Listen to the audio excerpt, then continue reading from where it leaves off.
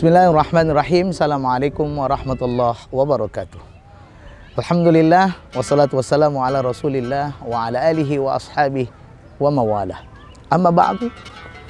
Bersyukur kepada Allah dengan ucapan Alhamdulillah. Salawat dan salam kepada baginda Rasulullah Muhammad sallallahu alaihi wasallam.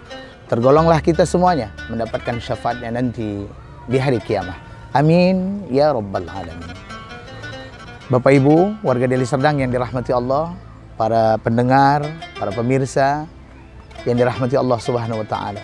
Bagaimana kabar kita? Sehat? Alhamdulillah. Di penghujung-penghujung Ramadan ini sepertinya ada rasa tidak sabar untuk bertemu dengan yang namanya lebaran. Lebaran dalam arti kata lembaran yang kita harapkan menjadikan kita orang yang sudah merdeka, orang yang sudah terbebas daripada nilai-nilai dosa yang telah kita laksanakan dan kita bakar ketika kita berjumpa dengan Ramadan. Tapi ingat, jangan kita beryuforia dengan berakhirnya Ramadan. Bahwa hakikatnya Rasulullah SAW ketika bertemu dengan Ramadan mereka gembira, tapi ketika berakhir dengan Ramadan itu mereka sedih, bahkan meneteskan air mata. Kenapa? Karena mereka tidak mampu menjamin diri mereka sendiri untuk bisa bertemu lagi dengan Ramadan yang akan datang. Maka dari itu kita bersyukur seraya berdoa, bermunajat kepada Allah agar Allah memberikan kepada kita jaminan, ketentuan untuk bisa bertemu dengan Ramadan yang akan datang. Salah satu di penghujung Ramadan ini kita diperintahkan untuk menjaga satu ibadah yang kalau ibadah ini tidak kita laksanakan, ditakutkan, disangsikan, nilai-nilai daripada ibadah Ramadan kita akan tergadai, akan berada di awang-awang karena kita tidak melaksanakan ibadah yang diperintahkan Allah selanjutnya. Apa dia? Zakat fitrah. Ya, zakat ini yang harus kita keluarkan, harus kita tunaikan. Karena hakikatnya setiap apa yang Allah berikan kepada kita, dia adalah merupakan manifestasi ibadah sepenuhnya kepada Allah. Termasuk harta yang kita miliki. 2,5% dari harta yang kita miliki kita keluarkan di jalan Allah Subhanahu wa taala. Jangan lihat pada nilai 2,5%-nya. Bagi mereka yang mungkin hartanya berlimpah ruah, hal itu adalah mungkin hal yang kecil. Tapi dia memiliki nilai yang luar biasa bagi saudara-saudara kita yang membutuhkan di tengah-tengah kehidupan yang saat ini ekonomi sedang menjempit. Lalu saat ini ekonomi sedang menghimpit kehidupan kita. Ditambah dengan pandemi yang belum selesai juga. Tapi saya yakin dan percaya, kita semuanya yakin dengan penuh beriman kepada Allah.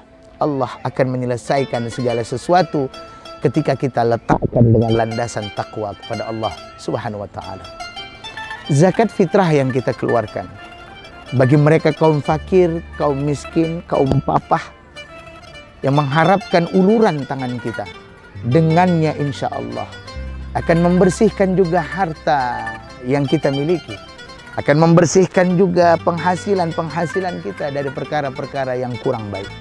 Dengan mengeluarkan zakat ini, menyelamatkan kita juga dan keluarga kita yang di bawah tanggungan kita untuk lebih kita dekat kepada Allah Subhanahu wa taala.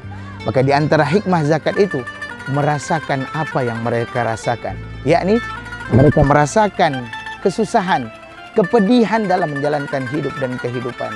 Kita tahu mereka-mereka yang miskin, mereka-mereka yang papah begitu amat sangat mengharapkan bantuan kita.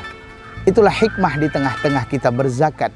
Itulah hikmah di tengah-tengah kita mengeluarkan harta yang kita miliki untuk membantu mereka yang sedang dalam keadaan kesusahan.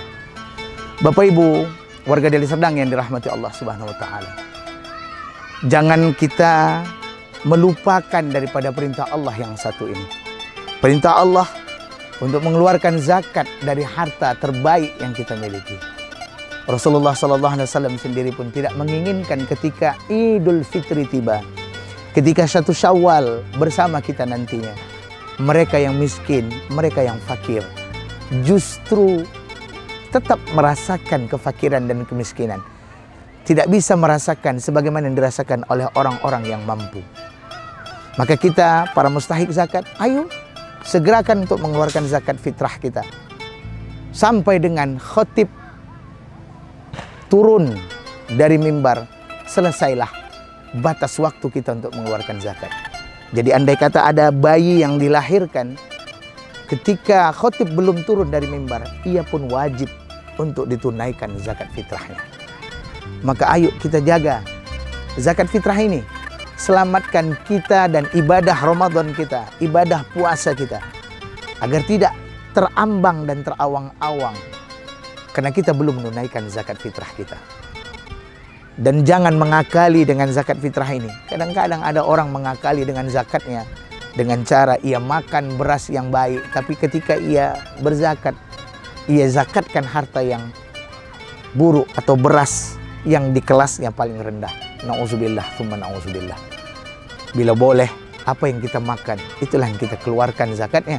Apa yang kita nikmati dalam hidup dan kehidupan kita sebagai nutrisi dalam hidup kita, makanan yang menguatkan kita untuk beribadah kepada Allah, itu jualah yang kita keluarkan nantinya kepada saudara-saudara kita yang membutuhkannya. Mari jaga ibadah puasa kita dengan cara tetap menunaikan zakat fitrah kita. Selamat berhari raya. Semoga Allah Subhanahu wa taala menerima seluruh rangkaian Ramadan kita pada tahun ini 1443 Hijriah.